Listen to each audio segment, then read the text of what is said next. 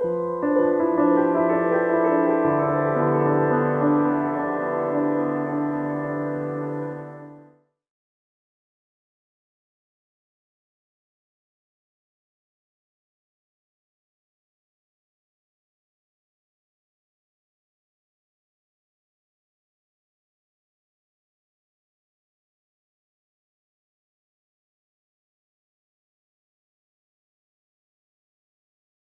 name is Joseph Wise, and I am the Masters of Social Work intern for the California Social Welfare Archives, here today to interview Teresa DeCrescenzo, a 2012 Social Work Hall of Distinction inductee and advocate for the LGBT community, specializing in serving LGBT youth. She has won numerous awards and recognitions, including the USC School of Social Work Alumni Award and the NASW California Chapter's Lifetime Achievement Award. I am very honored and very thankful that you are here today. So let's begin with kind of your origin story. How did you become a social worker, and what influenced you to get into the field? Well, whenever I'm asked that question, I always want to have a fabulous story to tell, but unfortunately, I had a next-door neighbor, technically a neighbor down the hill, as it were. So I was in my yard, a young psychology student, and I would see her in her yard every day, reading the paper and sipping coffee, and finally I spoke to her and we became friendly, and I said, "What do you do?" She said, "Well, I'm a probation officer." I said, "What is that?"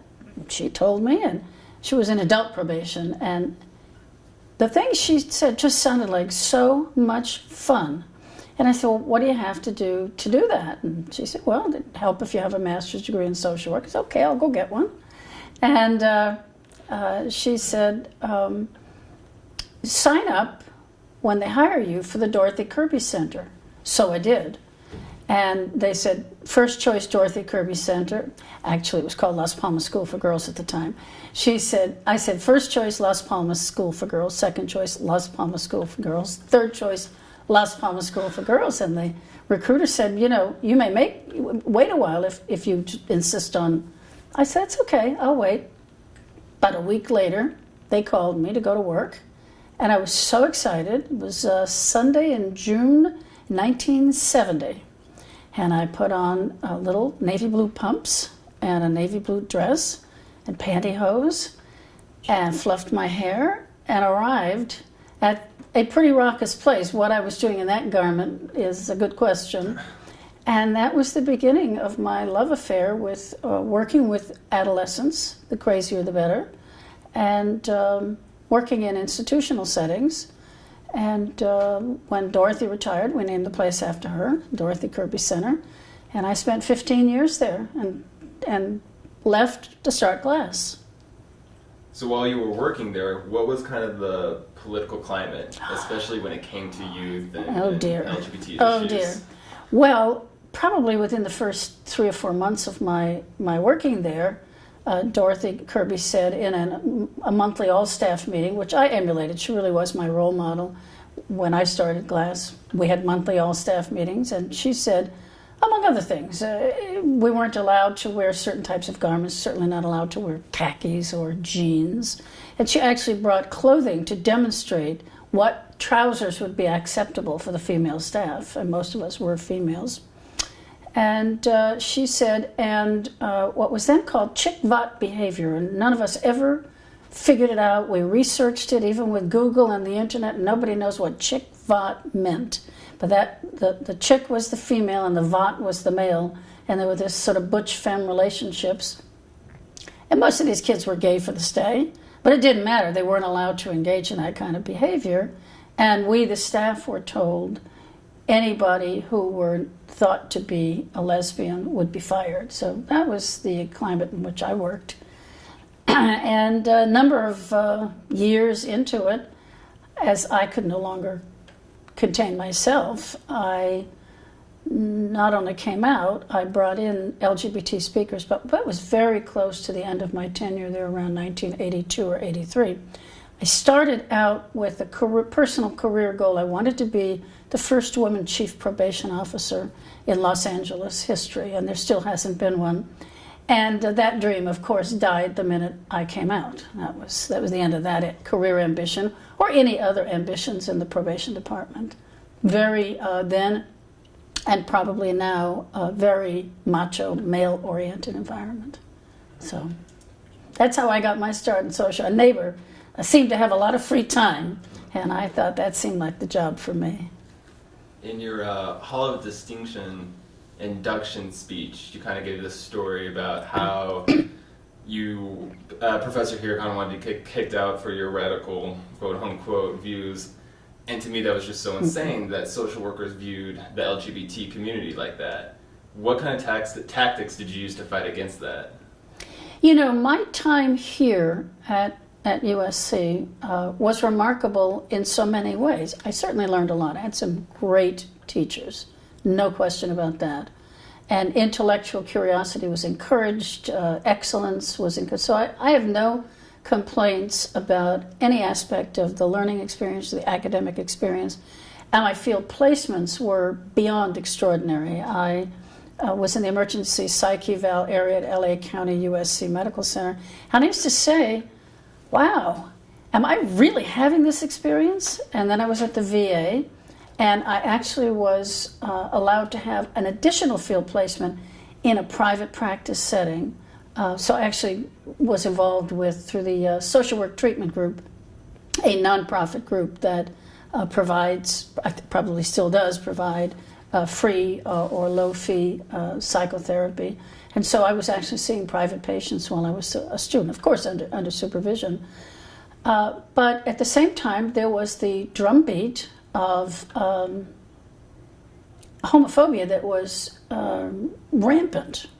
It was endemic. It was part of the culture, and Herman Barnschweig, may he rest in peace, used to say, "Teddy, your anima and your animus are out of balance. This homosexual thing. You must stop it." And I say, Herman, leave my anima and my animus out of this conversation. I was doing a thesis on the attitudes of mental health professionals toward homosexuality, and I gathered a number of articles that students will do, and one of them was Hindi Nobler, also no longer with us now, and she specialized in the treatment and the cure of male homosexuals. And in her articles, she expressly said, she said it's important to establish a therapeutic alliance with male homosexuals, and once you've established that alliance, to introduce the unacceptability of homosexuality. And all I did was talk about what she wrote. I didn't paraphrase it, I quoted it. And she got wind of it and asked that I be excused from the social work program. And to his credit, Maury Hamovich said, her work is excellent student work, and I'm standing by it, and we're not asking her to leave. But no, between one professor telling me and another professor, who I won't name, she's still alive, she left here because of what she called the changing climate of accepting homosexuality, which she considered to be a sin, and said it in the classroom, and left to start her own Christian counseling agency. And I didn't care whether she stayed here or didn't stay here, but I was appalled that a professor would be so openly and blatantly homophobic. And she wasn't alone. Lots and lots of homophobia here in the classroom, and of course in the material we studied. You know, there was no gay liberation literature in those days at all. How did that evolution of thought take place that moved away from homophobia? In this university? In general, in the field of social work, in mental health? Oh, you know, it really, I suppose the only good thing we could say about the AIDS epidemic is that it opened people's eyes in so many ways to not just to the human suffering of that terrible plague, but people who couldn't deny that their brother, their son, their husband, in some cases, their grandkid was gay. I think that the country just, after that initial nonsense about God punishing gay people by sending AIDS to us, or to the males in our population, it really just became people's eyes opened. And of course the gay liberation movement, the ACT UP movement, the refusal, and ACT UP became so militant and did some outrageous things, throwing a bucket of blood down the aisle at St. Patrick's Cathedral in New York was fairly outrageous. We had a couple of sit-ins down here when we were starting the Chris Brownlee Hospice. We had some sit-ins at the Board of Supervisors, and we chained ourselves to various places and, got visited by the police and so on. But that's what changed the law. That's what changed some of the rules.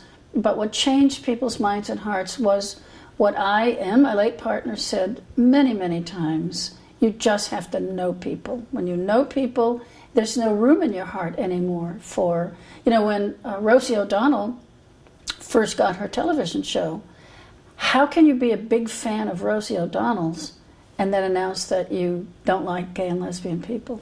Those two things don't go together. And so I think it was a gradual, surprisingly rapid, as we see with the Supreme Court now looking at same-sex marriage, surprisingly rapid progression. This movement has moved faster than any other in the history of social movements. Never thought about it that way, from seeing it from that perspective. Yeah. But I guess that's absolutely true. So what year did you find Glass and help put it together? 1983. 1983. That's not true. Let me think for a second. Yes, that is true. 1983. I guess technically 1984 we got our 501c3. So in the fall of 83 we opened a small group home, but 1984, because we existed for 25 years to the day. The first group home opened on Arlington in LA. Tell me how you went about developing the programs there, and really what your mission and statement was for the organization. Well, first of all, the way the gay kids were treated at Dorothy Kirby / Les Palmas School for Girls. I just couldn't tolerate that. And as I was inching my way out the closet, I remember a young man named Bruce who had been arrested here at USC in the basement of Founders Hall, one of the best known tea rooms in greater Los Angeles then, I don't know about now. And he was arrested for solicitation and was sent to me, to my unit, my cottage. They call them cottages. I ran Topaz Cottage, and called him to my office and said, I see you're arrested for a sex crime. Are you gay? He said, yes, but I don't want anybody to know. I said, okay, we don't have to do that. So I'm glad to say after about a year of intensive psychotherapy, we had group therapy every day, multiple family group once a week, and individual therapy once or twice a week. He eventually chose to come out. And needless to say, with 10 adolescent boys, this was a drama. My dear friend Jane Boland, former professor here at USC and associate executive director until she retired over at Optimist Youth Homes, called me from her cottage and said, I can't say the word on camera, she said, but she said, what the heck? And I said, what? She said, you didn't. I said, I did. You didn't. I did. Because at one point after he came out in group, the rest of the boys tormented him. And I kept trying patiently to do some psychoeducation in group and explain to them about homosexual feelings and where they come from and how they express themselves. And one of the kids said to me, yeah, that's fine for you to say, but you don't go home and go to bed with some woman, do you? And I thought, okay, this is what we call the moment of truth. And the lie of professional dishonesty. I have no choice. I didn't feel I had a choice. I said, well, as a matter of fact, I do. And it took 45 minutes after group for my phone to be ringing, starting with Jane Bowling, asked me what the heck I was thinking. And I thought, okay, I have to do something about this. So I went home and I said to my partner, what do you think about this idea? An organization for gay teens called GLASS, Gay and Lesbian Adolescent Social Services. She said, I think that's terrific. Who's doing it? I said, me? She said, no. This will not do. and I also had the bank papers. And they do teach you in social work school and other places, do not start nonprofits with your own money. But I didn't know where I was going to find $100,000 to start a gay organization in 1983. Wasn't going to happen. So we borrowed money on the house, and thus began GLASS. And it grew to be a $12 million a year budget agency with hundreds of employees, and we helped a lot of kids. It's credited with a lot of innovative ideas, especially helping those in the juvenile system, creating mobile medical units, vocational training. It was really just this great organization that helped on so many different levels and didn't just address one thing. What are you kind of like most proud of that the organization was able to accomplish? Oh, gee, we don't have enough time for me to tell you the things I'm proud of that we accomplished. For one, the MOHOP Stop, the Mobile Health Outreach Project. It was a 3-room doctor's office on wheels. We actually did a series of focus groups. And the way we did them was, I told some of my younger staff, put the word out on the streets that we're going to be having some meetings, and we want to talk to homeless kids, not just gay, but focus on LGBT, or at the time we'd have said gay. And there's pizza, soda, and $5. Well, they were lined up around the block, and we saw well more than 200 kids in focus groups. And we said, do you go to the free clinic? Sometimes, but not often. Why not? They keep us waiting. We don't feel good when they keep us waiting. And so on. We went through the whole thing, and we designed this program to bring the services to them. And we just went out every night, and we provided services. We were funded, we had $500,000 from the Robert Wood Johnson Foundation. We had to match that, which we did. Blue Cross Foundation gave us some dough, and a San Diego Foundation gave us some dough. And we started that program, and it was later recognized by Congress as a program of national significance, and they replicated it elsewhere in the country. And after the funding stopped, we continued to be able to fund that program through other programs that we had that were not so cost deficient. And it was a great program, and the fact we got the regulations changed. I got so many citations I could paper the walls with them. I got citations for girls not having enough panties or nightgowns, and I've got these butch girls who are in military garb, and they're wearing boxer shorts, and I just told the state licensing people that we were not going to force them to wear girl clothes, and so they would cite us, and then I would appeal the citations. Sometimes they'd say, these girls need panties, and I'd call the boys and say, anybody got any panties? And 2 or 3 boys would show up with panties, and I'd put them in the drawer and say, now you got panties. So my attitude didn't help. And it put a target on my back, and it put a target on GLASS's back. I might have been a bit more of a sycophant with the state if I had known how serious they were about destroying the agency. With this sort of fake charges that there was never an iota of proof about. But we overcame that, though we were wounded badly, and it hurt our ability to raise money for a long time. But in any case, we grew to include in-home services, wraparound services, and of course we had a foster family agency with quite a number of kids. And when it started, the department, DCFS, removed kids from homes when they found out that the foster mom was a lesbian. And we fought that, and we got those regulations changed. We got the regulations actually changed as well for county employees.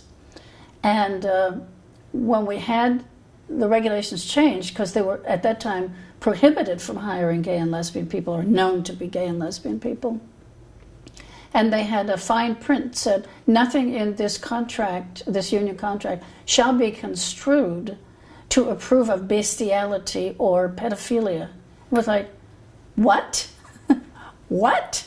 But they did that, but we still got what we got, and eventually that was, that phrase or wording was dropped. But it was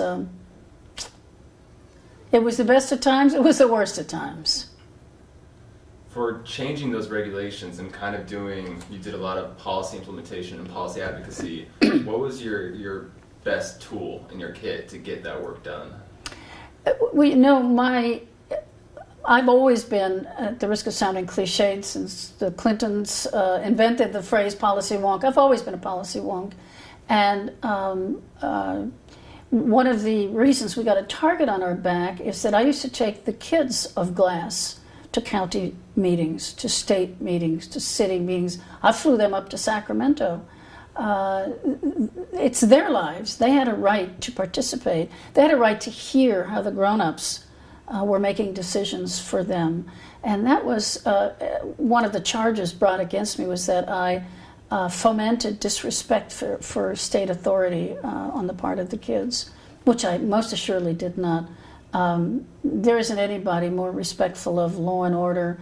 I've been a part of LAPD family for years. I train out at their academy.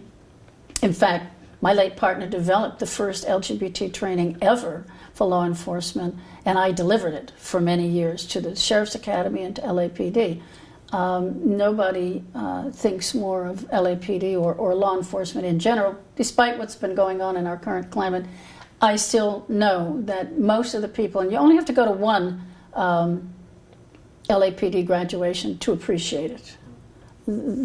These kids work so hard to get to that moment to be police officers. So to suggest that I would encourage disrespect, I definitely encourage disrespect for hypocrisy. And I've been one sometimes to my disadvantage. I've been one to point out hypocrisy when I see it, even if it doesn't serve me well.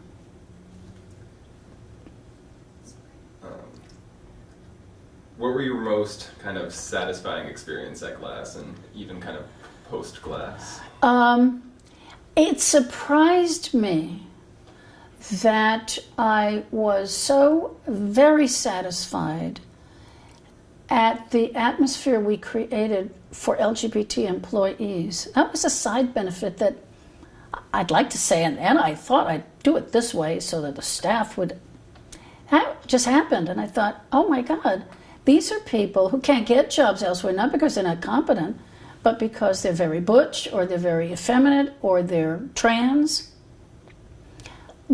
My COO for a couple of years was a trans man who'd been fired from DCFS for coming back from Labor Day weekend in a dress in the middle of a transition. So I didn't know that was going to happen. I wanted to help the kids, and I never knew that we would end up helping the staff as much as we did. The people who had jobs, the people who felt at home when they came to work, who felt comfortable, who didn't have to pretend or fake who they were. So that may not sound like, you know, the most effective policy or important policy change, but it was what really rocked me, that the staff were so happy. So Glass shut down in 2006, right? 2009, 2009, February, yeah. 25 years, almost to the day. So what have you been doing since then? Oh, well, I've been writing, and I also am the director of social services at a large acute care hospital, where I have much more than I'd like to have to do with DCFS again. But there you have it, and again, I point out things like responses that aren't that forthcoming as they should be, and I teach out at Cal State Northridge, and I've written a couple of chapters in books. Love West Hollywood, I wrote a chapter, and working on a book on prevention of child sexual abuse. So I'm busy all the time. You said earlier that kind of no movement has evolved so rapidly than the LGBT movement. I think that's true. And in my green eyes just entering the field, I feel like there's so much more to be done, especially when it comes to transphobia and the rights for trans people. What kind of advice do you give to those who are interested in advocating? Well, for one, read Mike Signorelli's new book, and I'm sitting here embarrassed not to remember the name of it. Mike's new book warns not to get complacent and not to think that we've arrived. And he does a very effective job of laying out the whys and the wherefores of that. So I strongly urge everyone to read Mike's book, listen to his Sirius radio program in which he talks about this. And certainly the new frontier is the rights of trans people. And no doubt, like it or not, celebrity makes a difference. And Bruce Jenner's interview with Diane Sawyer was breathtaking. It was breathtaking. And it's not going to cost him his job. And it's not going to cost him anything, whatever it may cost him emotionally, notwithstanding. But celebrity helps. Even Jimmy Kimmel, who has been as unpleasant as any talk show host could be, said, isn't it amazing how Bruce Jenner's become such a charming woman? And I think he has. So that's the next frontier, the rights of trans people. And the Supreme Court decision, most pundits are saying it's a slam dunk. I think it ain't over till the fat lady sings, and I don't see her taking that deep breath for the last aria. So I'm not so sure that, and if it's left to a states' rights issue, maybe not in my lifetime, but it certainly will happen. And people your age will look back when you're my age and say, really? What was that all about? But it was all about, as I tell my students, as I'm sure many professors have told you, change is incremental. It never happens all at once. It never happens overnight. And it happens with the cliche 2 steps forward and 1 step back. But as long as you keep moving forward, it can be done. Yeah. Looking back, if you had to do it all over again, would you kind of do anything differently? Would you take maybe different approaches? Yes and no. What I did for and with the kids, the clinical program was stellar. It was a milieu-based treatment program rooted in the best. Gisela Konopka, you're too young to know who she was. One of the best social work theoreticians, died recently at the age of like 102 or something. And I mean literally, she was over 100 when she died. And the best milieu treatment literature that I could find in my own 15 years at Las Palmas, Dorothy Kirby. So the treatment program was terrific. The staff training program was terrific. The political climate was hot. And I went into the flames without my gear. And I got singed. And in the process of me getting singed, other people did too. And I'd have done that differently. I'd have protected myself and them because that would have protected the kids. So that when the end came, which didn't have to happen, we should have been like what Barack Obama referred to Ford Motor Company. We should have been too big to fail. In 2008, the bottom fell out of our real estate. We started getting margin calls. We started getting all the things that everybody else got. And we hollered uncle. I wrote an editorial piece for the Los Angeles Times called Where's My Bailout? We should have been bailed out. But I didn't have the reservoir of goodwill that I should have. And that's just the way it is. Now, of course, hindsight is always easy because I could say, well, I didn't have the reservoir of goodwill, but if I hadn't done what I did, we might still be open and getting citations for girls not having panties. So, you can't rewrite history. You can only look back on it with a certain perspective and say, what could I have done differently? What could I have done better? And I think that I should have minded my manners better. Do you have any other advice for future social workers that kind of go along that? Don't mind your manners. Do not mind your manners. Do what needs to be done. And as I tell my staff, as I tell my students, we can't guarantee outcome, but what we can guarantee is that we will do the right thing the first time and every time. Period. The end. Right thing the first time and every time. And I don't think I ever did a wrong thing. I did unwise things. I did politically stupid things. But I don't think I ever did anything wrong. I tried my best to do the right thing the first time and to protect those kids. Nobody was protecting those kids. And today, my guess is juvenile hall is not a fun place for a gay kid. And my guess is DCFS isn't the funnest place for a gay kid. So in that sense, I wish I had glass back to protect those kids.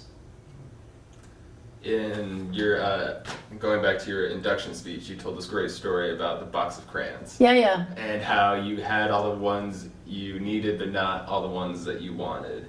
And just kind of expanding on that, like what crayons did you feel were missing? Well, because we were small-ish, and because the Gay and Lesbian Center in Los Angeles was a political machine, people thought that we were a part of glass, so fundraising was very difficult for us. I wish I had, in the cliched way, I wish I had more money. Well, of course I wish I had more money, but I wish the tools that we needed to have in place, we needed a less flat infrastructure, but that takes money. And we never, ever had enough money. We were always a house of cards. For 25 years, we were a house of cards. I had board members who would write checks to make payroll. 3 days before payroll, I go, thank God. And then, we'd do well for a while, and then there'd be a roof would fall in, and we'd have to repair the roof. Because the other thing we did is our group homes were things you wouldn't know were group homes in the neighborhood. They were always beautiful lawns, beautiful trees, beautifully maintained, and the furniture was always good. Now, I always made it clear to people, my kids are not going to have junky throwaway furniture. We bought new furniture or very high-end designer gay boy donated furniture. So I wish I'd had more fundraising tools, more fundraising expertise, and a stronger board who would have stood up when the going got rough toward the end. Well, before we close, do you have any other comments that you would like to share? Or? Well, no, I think I've been privileged to attend this university. I think this is, I don't know what the rankings are, I don't look at them anymore, I used to, but I think this is one of the best schools of social work in the country. Thrilled to have attended here, thrilled to have known people like Madeline Stoner and Maury Hamovich, and even Herman Barnsfeiger. We did have fun with this immersion brand of psychotherapy he was so fond of. And I am glad that I spent, I don't want to call them the best years of my life because I'd like to think the best years are yet to come, but that I spent the heart of my work years helping gay kids. With a lot of these interviews that we've done, the interviewees have joked that there's no such thing as retirement for social workers. Do you kind of agree? I don't. I think retirement is something that has to do with one's temperament. I think if I had been putting nuts on bolts at the Chrysler plant, I'd be finding someplace else to do that because I can relax. I'll get a book. I read probably 3 books a week. Fun, silly stuff like Donna Leone's Venice Mysteries, and wonderfully intellectual stuff like all the new literature on on the Civil War, which is just so exciting to me, and Doris Kearns Goodwin, and so on and so on. So I can kick back for hours and not move and read, but retire? The thought of that is so horrifying to me. It's just horrifying. But there are people who are temperamentally suited to retirement, and they love it. And good for them. It just isn't me. So I don't want to say generically social workers, don't retire. I won't retire. That's the best I can say. Okay. And I want to thank you again so much for being here. And it was really... Well, it's my pleasure, and I thank you for your patience with me and my ever-moving target self with my schedule. So thank you very much, and the best to you in your career. Thank you.